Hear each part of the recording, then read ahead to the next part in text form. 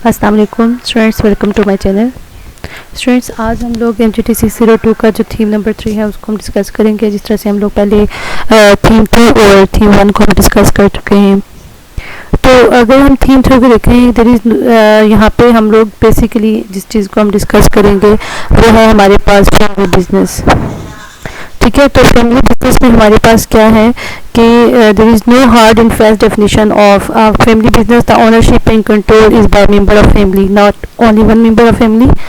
A family or with blood relation might be owner of the business, but other relatives might also be involved.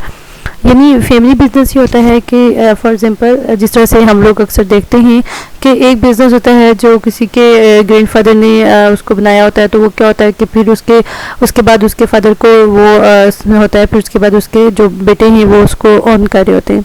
इसको हम family business कहते हैं, यानी जो ख़ानदान का बिजनेस हो, जो एक ख़ानदान में चला आता जा रहा हो, नस्ल दर नस्ल जिसको हम कहते हैं। लेकिन ज़रूरी नहीं है कि ये जो हमारे पास ये फैमिली बिजनेस है ये ऐसा हो कि ये उन्हीं दो मेंबर्स के दरमियान हो, जो या उन्हीं मेंबर्स के दरमियान एक फैमिली बिजनेस हम कह सकते हैं जिनका ब्लड रिलेशन हो। ऐसा नहीं है, बल्कि हमारे पास अगर कुछ रिलेटिव्स भी हैं और उस बिज़नेस में भी इन्वॉल्व हैं तो फिर भी हमारे पास हम उसको फैमिली बिजनेस कह सकते हैं। और यहाँ पे हमारे पास फैमिली बिजनेस जो होता है वो बेसिकली सक्सेसफुल एक जनरेशन से दूसरी जनरेशन को ट्रांसफ़र हो जाता है। यहाँ पे a company that two or more members of the same family own or operate together in the succession then can be considered as a family business। यानी एक बिजनेस है जिसमें एक या एक से ज़्यादा फैमिली मेंबर जो है वो काम कर रहे हैं और वो बहुत आसानी से उसको क्या कर रहे हैं, उसको ऑपरेट भी कर रहे हैं, उसको चला रहे हैं। तो हम लोग ये कह सकते हैं कि जो बिज़नेस है इसको हम फैमिली बिजनेस कह सकते हैं। अगर हम दूसरे अल्फाज में देखें तो एक ऐसा बिजनेस जिसको मतलब कुछ फैमिली के दो या दो से ज़्यादा मेंबर्स उसको कंट्रोल कर रहे हैं तो उसको भी हम फैमिली बिजनेस कहते हैं। ये हमारे पास फैमिली बिजनेस की डेफिनेशन आ गई। ठीक है, उसके बाद अगर हम देखें तो हमारे पास फैमिली बिजनेस में अक्सर कुछ कन्फ्लिक्ट भी आ जाता है कि अगर हमारे पास जब एक जो बिज़नेस है वो चला आ रहा है तो हमारे पास कोई अक्सर ऐसा होता है कि हमारे पास कोई मेल मेंबर नहीं होता फैमिली का जो इसको करे, तो अक्सर ये बहुत मुश्किल होता है कि एक जो फीमेल मेंबर है उसको, मतलब एक घर के जो फैमिली मेंबर है उसको ये बिज़नेस को ओवरटेक करना पड़े। तो इस वजह से अक्सर ये बिज़नेस जो होता है फैमिली मेंबर, इसमें कुछ कॉन्फ्लिक्ट्स भी आ जाते हैं और ये जो बहुत मुश्किल होते हैं इनको हैंडल करना। ठीक है, और अगर हम लोग बात करें कि आजकल जो मोस्टली जो फैमिली बिजनेस चला रहा है उसको हम ये भी कह सकते हैं, जिसकी एक एग्जांपल हमारे पास आ जाता है प्राइवेट स्कूल्स।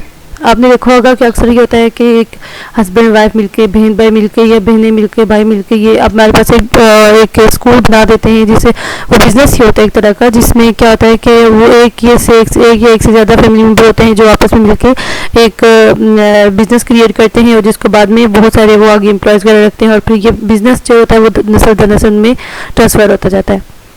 ठीक है, ये तमाम चीज़ें आप पढ़ लीजिएगा।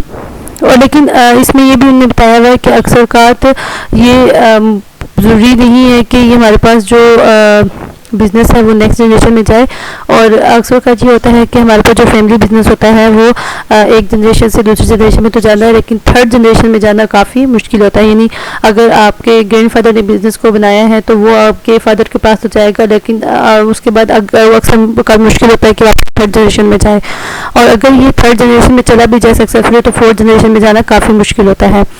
उसके बाद यहाँ पे जो फैमिली बिजनेस होते हैं उनके अपने कुछ विजन्स होते हैं, कुछ वैल्यूज़ होती हैं, कुछ गोल होते हैं। They are not performing business at हैफिजली but have are proper plan. ये हमारे पास इनकी जो बिज़नेस होता है ये एक प्रॉपर प्लान के ज़रिए हमारे पास इनको क्रिएट करते हैं।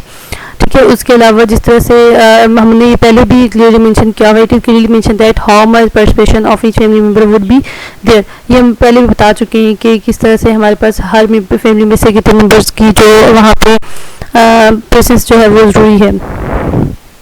ठीक है, तो इसमें अक्सर का ये भी होता है कि जब एक फैमिली बिजनेस को बना दिया जाता है तो वो इस बात पे उन्होंने एक पहले ही ये प्लान बनाया होता है कि हम लोगों ने कितने मेंबर्स ने इस बिज़नेस को हैंडल करना है, किस किसने करना है, और ये भी इस तरह का भी प्लान बना दिया जाता है कि जब हमारे पास फलां बंदे की डेथ हो जाएगी जो बिज़नेस को ऑन कर रहा है, तो उसके बाद या रिटायर हो जाएगा उस बिज़नेस से, उसके बाद उस बिज़नेस को कौन ऑन करेगा। ये पहले मेंशन करने का मकसद ये होता है कि अक्सर आपने देखा होगा कि जिस तरह से जब हम फैमिली में बात करें तो हमारे पास इससे क्या होता है कि जब ये चीज़ें पहले प्लान नहीं की जाती तो बाद में काफ़ी ज़्यादा इसमें मसाइल दरपेश होते हैं। उसके बाद after doing research we get know that all of out of all business all over the globe 80% have a family business.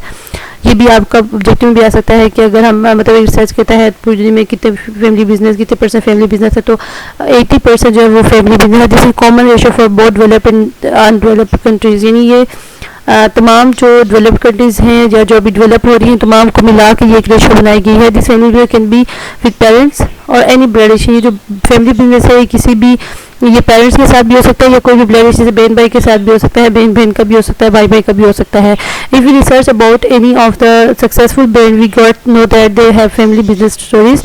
यानी अगर हम लोग कोई भी देखें कि हमारे पास एक कोई भी सक्सेसफुल ब्रांड के बारे में देखें तो अक्सर का हमें यही नज़र आता है कि उनने एक फैमिली बिजनेस ही स्टार्ट किया था जिसकी वजह से आज वो इतने ब्रांड बन गए हैं। ये वो रेशो है कि हमारे पास किस तरह से जो एक बिज़नेस है वो सेकंड जनरेशन में होता है, 30% सेकंड में होता है और 10 to 15% जो है हमारे पास थर्ड जनरेशन में। जो अभी हम ऊपर बात करते हैं कि हमारे पास फर्स्ट से सेकंड में कितने परसेंट होता है, सेकंड टू थर्ड में कितना ट्रांसफर होता है, और हमारे पास सिर्फ 2 से 4% हिस्सा ऐसा है जिनको हमारे पास फोर्थ जनरेशन को भी सेंड होता है या ट्रांसफ़र होता है। ठीक है, उसके बाद ये फैमिली कंसर्न्स हैं, ये बिजनेस कंसर्न्स हैं। ठीक है, caring and nursing for family members, production and distribution of goods and services। यानी जब हम लोग फैमिली कॉन्सर्ट्स के देखें तो हम क्या करते हैं, फैमिली मेम्बर्स को किस तरह से हमने केयर करनी है, उसको क्या करना है। और अगर हम बिजनेस की देखें तो हमने ये देखना है कि हम लोग जो हमारी गुड्स हैं उनको प्रोड्यूस कैसे करना है, उनको डिस्ट्रीब्यूट कैसे करना है सर्विसेज को। उसके बाद employment and advance in the form need for professional management. यहाँ पे हम एम्प्लॉयमेंट तो कर सकते हैं लेकिन यहाँ पे हमने एक प्रोफेशनल मैनेजमेंट की ज़रूरत होती है हमें, कि हमने जो बिज़नेस की जो बात आती है तो वहाँ पे प्रोफेशनलिज्म को दिखाना होता है, वहाँ पे हमने इनफॉर्मल नहीं तरीके से नहीं रहना होता। लॉयल्टी टू द फैमिली, यहाँ पे फैमिली कंसर्न में हमने अपनी फैमिली के साथ लॉयल रहना होता है। Effective and efficient operation for the firms, हमने ये अपने जो फर्म है, हमारा जो इदारा है, उसके लिए हमने इफेक्टिव और एफिशिएंट ऑपरेशंस को परफॉर्म करना होता है। While choosing between starting a family business and starting a business with scratch, there are certain advantages that will shift the attention towards selecting or joining। अच्छा, यहाँ पे हमारे पास कुछ अगर हम देखें कि हम लोगों ने एक डिसीजन लेना है कि हम लोगों ने फैमिली बिजनेस को स्टार्ट करना है या हम लोगों ने एक स्क्रैच में हमने बिजनेस स्टार्ट करना है, तो इसके लिए अगर हम देखें तो हमारे पास बहुत सारी ऐसे फ़वाइद हैं, ऐसे एडवांटेजेस हैं जो हमें फैमिली बिजनेस की तरफ हमें खींच के ले जाते हैं। तो इनमें से हम अगर देखें तो हमारे पास यह था just the journey of the business not also smooth।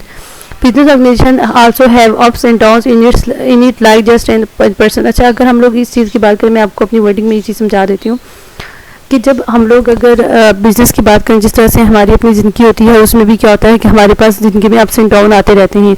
तो अगर हमारे पास ये बिज़नेस हम लोगों ने मतलब फैमिली बिजनेस है और बिज़नेस के दरमियान कोई अप एंड डाउन आ रहा है, हमारे पास कोई चैलेंजिंग टाइम आ रहा है, तो वो जो फैमिली मेम्बर होते हैं वो मिल के और किसी तरह ना किसी तरह से उसको हैंडल कर लेते हैं और उस टफ टाइम को मिल के गुजार लेते हैं। लेकिन अगर आप नॉन फैमिली बिजनेस है तो वो हमारे पास क्या होगा कि अक्सर वो इसको या तो बिज़नेस को छोड़ सकता है या वो क्या कर सकता है, वो मतलब इसका पूरा जिम्मेदार भी आपको ठहरा सकता है, जिसकी वजह से आपके दरमियान कॉन्फ्लिक्ट आ सकते हैं। उसके बाद हम अगर देखें during a tough time family members में सेक्रीफाइस दियर फाइनेंशियल बेनिफिट्स। यानी अगर जब हमारे पास ज़्यादा टफ टाइम आ जाता है फैमिली बिजनेस में तो जो फैमिली मेम्बर्स होते हैं वो अक्सर का अपनी जो ज़रूरियात है उनकी भी कुर्बानी देते हैं, ताकि हमारे पास जो ये भी डिस्टिंग्विश करते हैं कि ये हमारे पास एक जब हम लोग बिज़नेस की बात करते हैं, एक फैमिली बिजनेस एक बिज़नेस में स्क्रैच की तो हमारे पास फैमिली बिजनेस को हमेशा हम नंबर 1 पे ही पाएंगे, क्योंकि जो फैमिली बिजनेस होता है उसमें क्या होता है कि वो एक फैमिली खुद उसको ऑन कर रही होती है, तो वो खुद देखती है कि किस तरह से अगर उनमें कोई भी ऐसा कोई भी मसला आ जाता है तो वो मिलकर उस मसले को सॉल्व कर लेते हैं और वो एक दूसरे पे इल्ज़ाम नहीं ठहराते। रिसर्च होता है family business generally show a high level of concern of community contribution toward social work and welfare activities. यानी ये एक तहकीक के मुताबिक ये भी देखा गया है कि जो हमारे पास फैमिली बिजनेसेस हैं वो as compare to scratch business में हमारे पास जो वेलफेयर और सोशल वर्क में ज़्यादा हमारे पास आगे दिखाई देते हैं। Due to a unbreakable family ties, family business plan for the long run, showing long-term commitment. Literature also support that family business have better quality and value as compared to other businesses. Literature में भी ये कहा जाता है कि जो हमारे पास फैमिली बिजनेसेस होते हैं वो उनकी वैल्यू ज़्यादा है, उनकी क्वालिटी ज़्यादा है एज़ कम्पेयर टू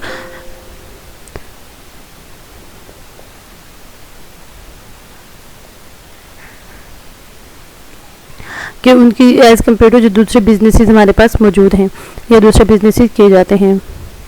उसके बाद in the family business motivation for success is high as all members try to achieve a common goals. अच्छा, एक और चीज़ ये होती है कि जब आप एक फैमिली बिजनेस करते हैं ना, वहाँ पे आपको मोटिवेशन भी ज़्यादा मिल रही होती है, वहाँ पे आपको मोटिवेशन भी ज़्यादा मिल रही होती है। और सेकंड ये होता है कि वहाँ पे तमाम मेंबर्स जो होते हैं वो मिल के काम कर रहे होते हैं, तो वो क्या होता है कि हमारे पास जो उसमें सक्सेस के जो काम हम कहते हैं कि सक्सेस के जो मौके होते हैं वो ज़्यादा होते हैं, क्योंकि जब आप एक फैमिली की बात करें तो हमारे पास एक फैमिली में मुख्तलिफ जहनीत के लोग मौजूद होते हैं। तो वो क्या होता है कि वो हर इंसान अपनी अपनी मर्ज़ी की आपको मशावरत करता है, मशवरे देते हैं, जिसकी वजह से आपका जो बिजनेस होता है वो ज़्यादा ग्रो करता है। ठीक है, ये सारी चीज़ें भी आप पढ़ लीजिएगा। उसके बाद यहाँ पे आपके पास है जी, similar there are 4 kinds of commitment that affect the family business. हमारे पास कुछ ऐसे कमिटमेंट्स हैं जो हमारे पास फैमिली बिजनेस पे अफेक्ट करती हैं। तो उनमें सबसे पहले अगर हम देखें तो हमारे पास आता है desire based commitment, obligation based commitment, need based commitment and cost based commitment. All these commitment affect the turnover and performance of the family business all over the all family members have to exhibit all these commitments because of any member lack of or ignore any of these commitments then may cause our turnover। यानी ये तमाम जो commitments हैं ये जो family members हैं उन पर लागू हैं कि उन्हें इनको इस कमिटमेंट्स को फुलफिल करना है। अगर कोई एक भी मेम्बर जो है वो इन कमिटमेंट्स को फुलफिल नहीं कर रहा तो वो टर्नओवर कर सकता है, उसको बिजनेस से निकाल दिया जाता है और वो बिजनेस को छोड़ सकता है। ठीक है, क्योंकि इसके अगर वो इस कमिटमेंट को फॉलो नहीं करेंगे तो हमारा जो बिजनेस है उस पर काफ़ी ज़्यादा फर्क पड़ता है। उसके बाद ड्यू टू विच में अल्टीमेटली पेज। अच्छा, यहाँ पे हम किस तरह से अपने बिजनेस को रन कर सकते हैं, उनको कर सकते हैं। तो यहाँ पे you must take input from those non family members the business और अपडेट योर पर्सपेक्टिव। यानी आप जरूरी नहीं है कि आपके पूरे बिजनेस में आपके फैमिली मेम्बर को नहीं करना, बल्कि हमने कुछ नॉन फैमिली बिजनेस मेम्बर्स को भी ऐड करना है, इनपुट करना है, जिसके जरिए हमारा जो बिजनेस पर्सपेक्टिव है वो अपडेट होगा। Hire the excellent manager. अच्छा, अपनी फैमिली मेम्बर को पे रिलाई करने के बजाय, अपने फैमिली मेम्बर को मैनेजर की पोस्ट देने के बजाय एक ऐसे पर्सन को हायर करना चाहिए जो इस पोस्ट के लिए एलिजिबल हो और जो आपके जो इस बिजनेस को अच्छी तरह से इसको चला सके। Make the organization environment creative and flexible, it will benefit the business. यानी आपने जो बिजनेस इन्वायरमेंट है उसको बहुत इफेक्टिव बनाना है। उसको आपने मतलब आप जब आप ऑफिस में हो या बिजनेस कर रहे हो तो उसमें आपने इनफॉर्मल नहीं होना, बल्कि आपने फॉर्मल तरीके से रहना है और फ्लेक्सिबल बनाना है, ताकि इससे आपके बिजनेस को फ़ायदे होंगे। Try to not only create the capital but also conserve it. यानी आपने सिर्फ इसमें कैपिटल ही नहीं बनाना बल्कि उसको तरक्की भी करनी है। Succession planning must be timely done. यानी जो भी आपने प्लानिंग करनी है, मंथली करनी है और वीकली जो प्लानिंग होती है वो आपने टाइम के साथ ही उसको ख़त्म कर देनी है। अच्छा, उसके बाद यहाँ पे कुछ हम देखते there are different kind of role in the family business, what kind of possible conflict might arise in it. तो हम देखेंगे हम यहाँ पे जब हम एक बिजनेस फैमिली बिजनेस कर रहे होते हैं हमें कौन कौन सी किस्म के हमें जो कॉन्फ्लिक्ट्स हैं वो आ सकते हैं। तो इस चीज़ को आप रीड आउट कर दीजिएगा। यानी ये देखें आप ये यहाँ पे कि अगर हम लोग किस तरह से जो हमारे पास कौन सी कंडीशन है जिसके ज़रिए हमारा जो फैमिली बिजनेस है वो आसानी से ग्रो कर सकता है। तो ये कुछ हमारे पास कंडीशंस हैं। a sound and profit earning business, stable and healthy relationship among family members joining the business। यानी इसमें हमारे पास उनने इन शॉर्ट यही बताया हुआ है कि हम लोगों ने एक जब अगर आप प्रॉफिटेबल बिज़नेस को रन करना चाहते हैं, सक्सेस हासिल करना चाहते हैं, फ़र्स्ट ऑफ़ ऑल तो हमारे पास जो फैमिली मेम्बर्स के साथ हमारा जो रिलेशन है वो बहुत अच्छा होना चाहिए, स्ट्रॉन्ग रिलेशन होना चाहिए। हमें जो डिसीजन मेकिंग के लिए हमें सबके साथ एक मशवरा करना चाहिए, प्लानिंग बनानी चाहिए और हमें जो लीडर हमारा बना हुआ है उसके हमने अच्छी तरह से उसकी बात माननी चाहिए। हमें मतलब ये तमाम चीज़ें आप एक बार रीड आउट कर लें, ये काफ़ी इंपॉर्टेंट है, ये आपके पेपर में आ सकती हैं।